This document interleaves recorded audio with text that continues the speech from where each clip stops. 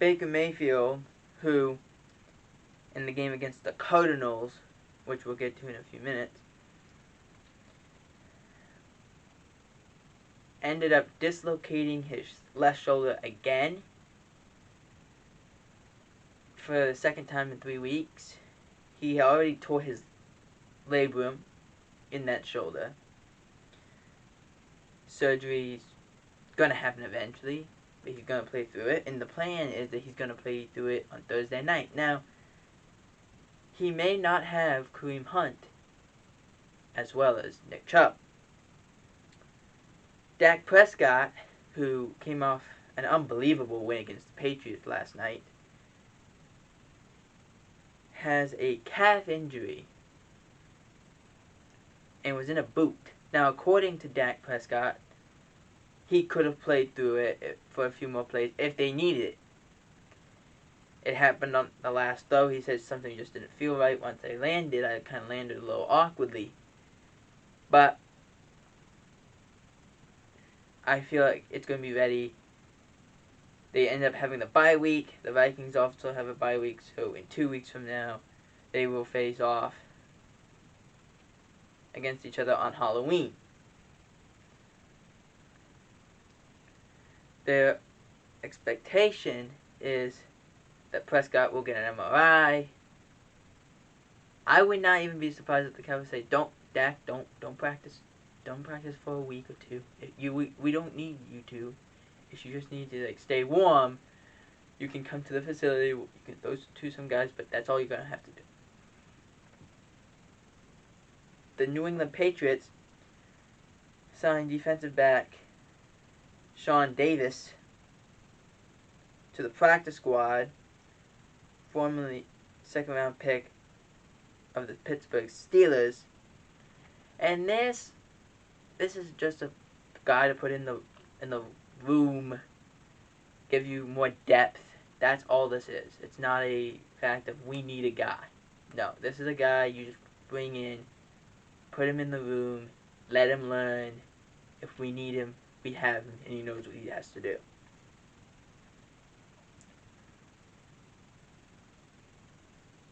The Bengals claimed Tre Flowers off the waiver wire, as we had said in a previous video.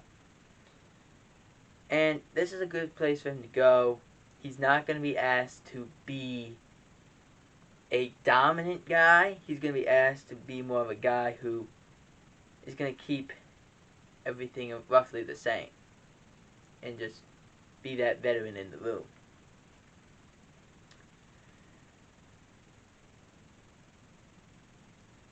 Larmey Tunsil had his surgery today. It was successful. The timeline is 4 to 6 weeks, which is roughly what they said, about a month and a half. Pretty accurate. Eagles trade tight end Zach Ertz to the Cardinals for a 6th-round pick linebacker Tay Gowan.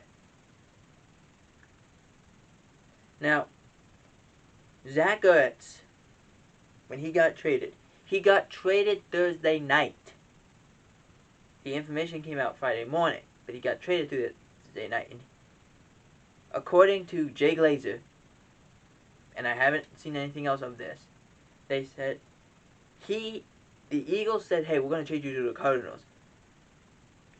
Keep this on the down low. There's only a few people that know." And I would presume it would have been Howie Roseman, the general manager, the owner of the Eagles, obviously Zach Ertz, and maybe even possibly Nick Sirianni. But they asked him, "Do you want to play in this game?" He said, "Yes, I want to play in this game against the Bucks." So he did. He got traded the following morning, officially. Or the following day, I should say. He's now in Arizona. He ended up flying with his teammates to Cleveland to meet them and to interact with them. But he was not allowed to play because the rule states that you cannot play a game in the NFL in the same week. So, for instance, if I play on a game on a Monday, I can't play a game on a Thursday. That's not fair to me. Now, if there was a game on a Friday, that's a different story. But if I'm on a Monday, if I were playing on a Monday or a Tuesday or something happens, I can't play on a Thursday. So they gotta push that game back so we have at least one, roughly a week, to say, okay, now we can go. But if he didn't play against the Bucs, he could have played if he was activated by the Cardinals. But that's not what happened. It's not like the Cardinals need him. They won by a lot anyway, which we'll get to in a future video. The Dolphins had activated Tua Tagovailoa off the IR. And let me just explain this a little bit. Everyone says Tua's not the premium guy, the top guy, the starter. We need to bring in Deshaun Watson. We need to do this. We need to do that. Look, Tua's got like a swagger about him. He's a guy that you need him on that team. You need him to play. It's the only way he's gonna learn. It is what it's called, like a reclamation project. You gotta fix this team. You gotta just build it up slowly. And the defense, it is a little underwhelming. It's not very good. Or it's not been the same since they faced the New England Patriots. I should say that. But to lose to Jacksonville, but you also scored more points with Tua as the quarterback than Jacoby Brissett in the last few weeks. It does make sense for him to be the starting quarterback. And he didn't play badly. He played it well enough to win. So there's no real downfall for Tua.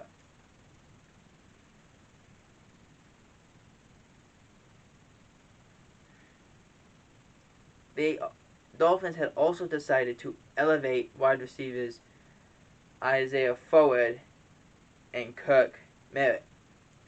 These things happen to just bring two guys up for the 55. Maybe they play, maybe they're not. Who knows?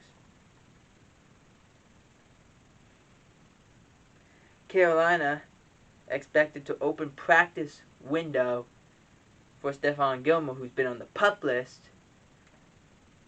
The Carolina Panthers, who just traded for Stephon Gilmore a few weeks ago, they bring Stephon Gilmore in. He can only be taken off PUP list this week, so they had to wait. But it's probably all worth it for it because they do need corners here. The fact that you're losing corners left and right, you need guys. So bringing in a guy like Stephon Gilmore, a defensive player of the year a few years ago, is going to help out this Carolina's defense.